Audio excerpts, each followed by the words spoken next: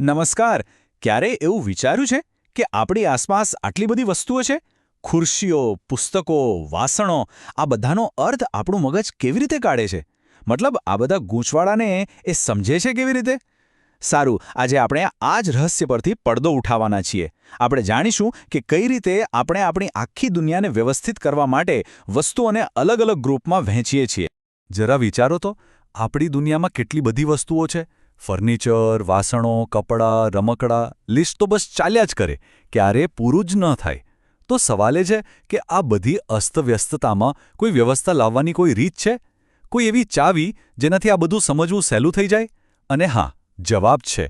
અને એ કદાચ થોડો આશ્ચર્યજનક પણ લાગી શકે છે. તો જવાબ છે આ: ચાવી છે ને, એ વસ્તુમાં નથી, પણ એ વસ્તુ શેમાંથી બની છે એમાં છે. આપણે ખુરશી પર નહીં, પણ એ જે પદાર્થમાંથી બની છે એના પર ધ્યાન આપવાનું છે. પછી એ લાકડાની હોય કે પ્લાસ્ટિકની, એનાથી કોઈ ફરક નથી પડતો. એકવાર આપણે પદાર્થને સમજી લઈએ એટલે બધું જ સ્પષ્ટ થઈ જાય છે. જો દરેક પદાર્થ, પછી એ લાકડું હોય, પ્લાસ્ટિક હોય કે લોખંડ, એની પોતાની એક ખાસિયત હોય છે. એ બીજા કરતાં અલગ હોય છે. આ જે એમની વિશિષ્ટ લાક્ષણિકતાઓ છે ને, એને જ આપણે કહીએ છીએ ગુણધર્મો. અને આ ગુણધર્મો જ અસલી ચાવી છે, જેનાથી આપણે પદાર્થોને ઓળખી શકીએ છીએ અને એમને અલગ અલગ ગ્રુપમાં મૂકી શકીએ છીએ. તો સવાલ એ છે કે આ ગુણધર્મ એટલે બરાબર શું? એકદમ સરળ ભાષામાં કહું તો એ પદાર્થની એવી કોઈ પણ ઓળખ છે જેને આપણે જોઈ શકીએ, સ્પર્શી શકીએ કે માપી શકીએ.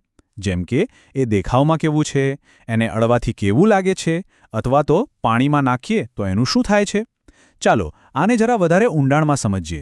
સારું, તો ચાલો શરૂઆત કરીએ.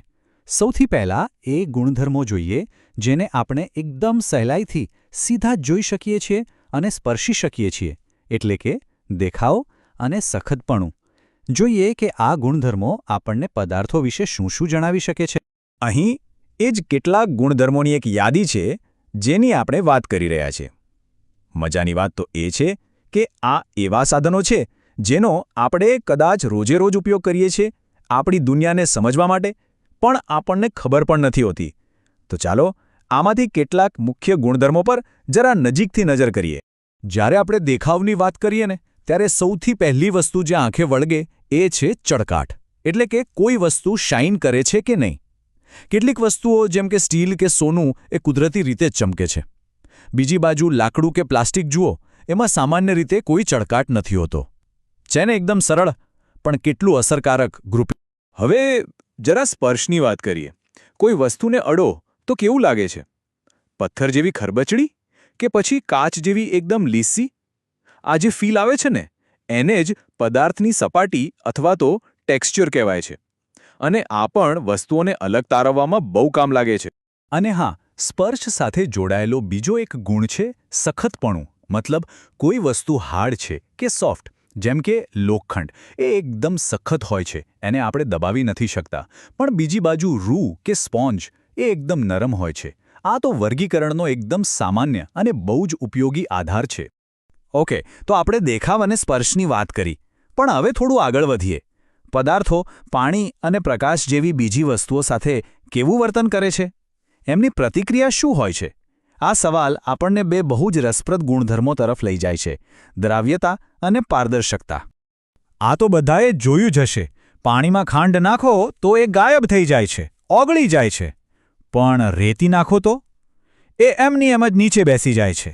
બસ આ જ છે દ્રાવ્યતા. જે પદાર્થો પાણીમાં ઓગળી જાય એને દ્રાવ્ય કહેવાય, અને જે નથી ઓગળતા એમને અદ્રાવ્ય કહેવાય. આ વિજ્ઞાનમાં બહુ જ મહત્વનો તફાવત છે. અને છેલ્લે વાત કરીએ પ્રકાશની. એટલે કે લાઇટ કોઈ વસ્તુમાંથી પસાર થાય છે કે નહીં, આના આધારે ત્રણ પ્રકાર છે. પહેલું પારદર્શક, એટલે કે જેની આરપાર એકદમ ચોખ્ખું જોઈ શકાય, જેમ કે કાચ. બીજું છે પારભાસક, જેમાંથી પ્રકાશ તો પસાર થાય પણ બધું ધૂંધળું દેખાય.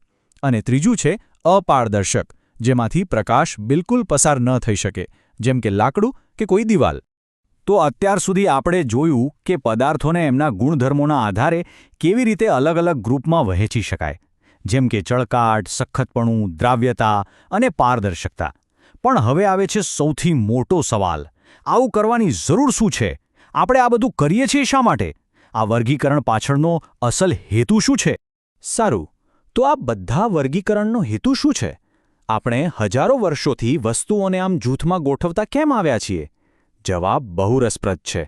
એ આપણી રોજિંદી જિંદગીમાં પણ છુપાયેલો છે અને વૈજ્ઞાનિક શોધોમાં પણ. આના મુખ્યત્વે 2 કારણો છે. પહેલું અને સૌથી અગત્યનું, અનુકૂળતા માટે. કરિયાણાની દુકાનનો વિચાર કરો. જો બધું આમતેમ પડ્યું હોય તો? પણ ત્યાં બધી વસ્તુઓ એના જૂથ પ્રમાણે ગોઠવેલી હોય છે. એટલે આપણે જે જોઈએ એ સરળતાથી મળી જાય છે.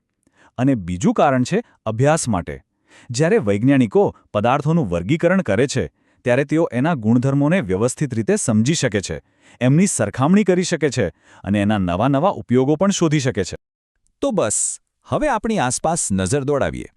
કઈ વસ્તુઓ પારદર્શક છે, કઈ નરમ છે, કઈ ચળકે છે. આ જે જ્ઞાન આપણને મળ્યું છે, એનો ઉપયોગ કરીને આપણી આસપાસની દુનિયાને કેવી રીતે વધારે સારી રીતે સમજી શકાય? જવાબ આપણી આસપાસ જ છે. બસ જોવાની જરૂર છે.